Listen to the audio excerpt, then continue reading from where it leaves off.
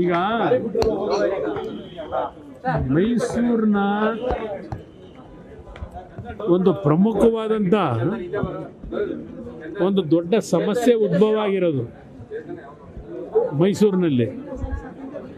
ಹಿಂದೆ ಇದ್ದಂಥ ಮೈಸೂರು ಅರಸರ ಕುಟುಂಬದ ಸಾರ್ವಜನಿಕವಾದಂಥ ಸೇವೆಗಳ ಹಿನ್ನೆಲೆಯಲ್ಲಿ ಈಗಾಗಲೇ ಹಲವಾರು ನಮ್ಮ ಇಲ್ಲಿ ಹೋರಾಟ ಮಾಡ್ತಿರ್ತಕ್ಕಂಥವರು ಸಹ ಗೆಜೆಟಿಯರ್ನಲ್ಲಿ ಪ್ರಿನ್ಸಸ್ ಅವರ ಹೆಸರು ಇರ್ತಕ್ಕಂಥದ್ದನ್ನು ಸಹ ಮಾಹಿತಿಗಳನ್ನು ಕೊಟ್ಟಾಗಿದೆ. ಇಷ್ಟೆಲ್ಲ ಆದಮೇಲೂ ಸಹ ದಿನ ಪ್ರತಿಭಟನೆ ಮಾಡೋದು, ಆ ಬಿಸಿಲಲ್ಲಿ ಓಡಾಡೋದು, ನಿಮ್ಮನ್ನು ಬಿಸಿಲಲ್ಲಿ ಕರ್ಕೊಂಡೋಗಿ ಕ್ಯಾಮ್ರಾ ಹಿಡ್ಕೊಂಡು ನಿಂತ್ಕೊಳ್ಳಿ ಅನ್ನೋದು, ಇಷ್ಟೆಲ್ಲ ಯಾತಕ್ಕೆ ನಮ್ಮ ಮುಖ್ಯಮಂತ್ರಿಗಳು ಇನ್ನೂ ಜಾಣ ಮೌನದಲ್ಲಿದ್ದಾರೆ? ಮುಖ್ಯಮಂತ್ರಿಗಳಿಗೂ ಸಹ ಆ ರಸ್ತೆಗೆ ಅವ್ರ ಹೆಸರು ಹಿಡ್ಕೋಬೇಕು ಅಂತ ಏನಾದರೂ ಭಾಳ ಮನಸ್ಸಿನಲ್ಲಿ ಸಂಕಲ್ಪ ತೊಟ್ಟಿದ್ದಾರ? ನಾನು ಕೇಳ್ತಕ್ಕಂಥ ಇಲ್ಲಿವರೆಗೆ ಕಳೆದ ಬಹುಶಃ 15 ದಿವಸ ಆಯಿತು, ಎಷ್ಟು ದಿವಸ ಆಯ್ತು ಈಗ? ಇದು 15 ದಿನ ಆಗಿದೆ.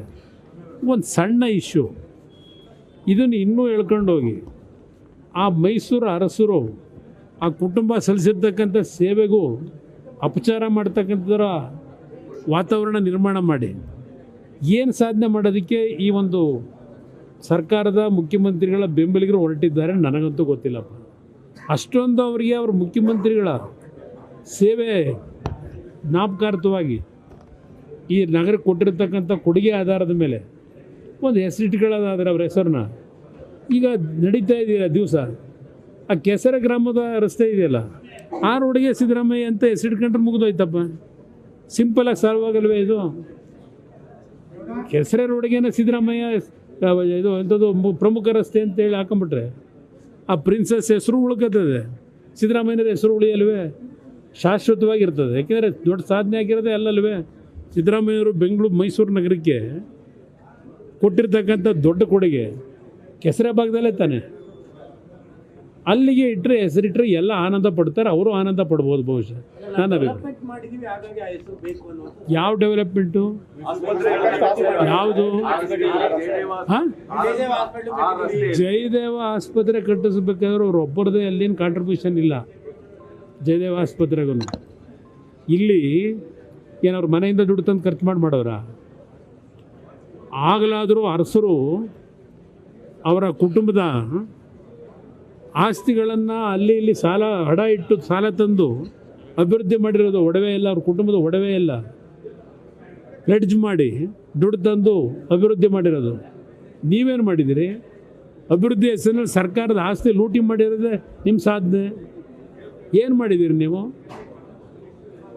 ಹೀಗಾಗಿದ್ದರೆ ನಾನು ಕ್ಲೈಮ್ ಮಾಡಬೇಕಲ್ವ? ಎಷ್ಟೋ ಒಂದು 18 ತಿಂಗಳು BJP ನಾವು ಇಬ್ಬರು ಸರ್ಕಾರ ಮಾಡಿದಾಗ ಮೈಸೂರು ನಗರಕ್ಕೆ JNNURM ಸ್ಕೀಮ್ನ ತಂದಂಥವನು ಕುಮಾರಸ್ವಾಮಿ. BJP ಸರ್ಕಾರ ಅಂದ ಒಂದು ಹೊಂದಾಣಿಕೆಯಲ್ಲಿ JNNM ಸ್ಕೀಮ್ನಲ್ಲಿ ಸುಮಾರು 2,000 ಕೋಟಿ ಹಣ ಬಂತು. ಇವತ್ತು ಮೈಸೂರಿನ ಪ್ರಮುಖ ಅಭಿವೃದ್ಧಿಗೆ ಚಾಲನೆ ನಾವಿದ್ದಂಥ 20 ತಿಂಗಳು BJP JDSನ ಅವಧಿನಲ್ಲಿ ಕೊಟ್ಟಿರ್ತಕ್ಕಂಥದ್ದು ಇದೆಯಲ್ಲ, ಚರ್ಚೆ ಮಾಡೋಣಂತೆ. ಇವರು 2 ಬಾರಿ ಉಪಮುಖ್ಯಮಂತ್ರಿಗಳು, 1 ಬಾರಿ ಸಂಪೂರ್ಣಾವಧಿ ಮುಖ್ಯಮಂತ್ರಿ. ಈ ಎರಡನೇ ಬಾರಿಗೂ ಸಂಪೂರ್ಣ ಮುಖ್ಯಮಂತ್ರಿ ನಾನೇ ಅಂತಕ್ಕಂಥದ್ದು ನಿನ್ನೆ ದಿನವೂ ಘೋಷಣೆ ಮಾಡಿದ್ದಾರೆ, ಪ್ರಶ್ನೆ ಇಲ್ಲ ಅಂತ ಹೇಳಿ. ಇಷ್ಟೆಲ್ಲ ನೀವು ಈ ಮೈಸೂರು ಜನ ನಿಮಗೆ ಕೊಟ್ಟು ಪವರ್ನ ಏನಪ್ಪ ಅಂತ ದೊಡ್ಡ ಮಟ್ಟದ ಕೊಡುಗೆ ಕೊಟ್ಟಿರೋದು. ನಾನು 2018 ಮುಖ್ಯಮಂತ್ರಿ ಇದ್ದಾಗ ಇವರೆಲ್ಲ ಬೆಂಬಲ ಕೊಟ್ಟಿದ್ರಲ್ಲ 14 ತಿಂಗಳು. ಇದೇ ವರುಣಾ ಕ್ಷೇತ್ರದ ಶಾಸಕರು ಸುಮಾರು 238 ಕೋಟಿ ವೆಚ್ಚದ ಕಾಮಗಾರಿಗಳಿಗೆ ನನ್ನ ಮುಂದೆ ಅರ್ಜಿ ಕೊಟ್ಟಿದ್ದರು.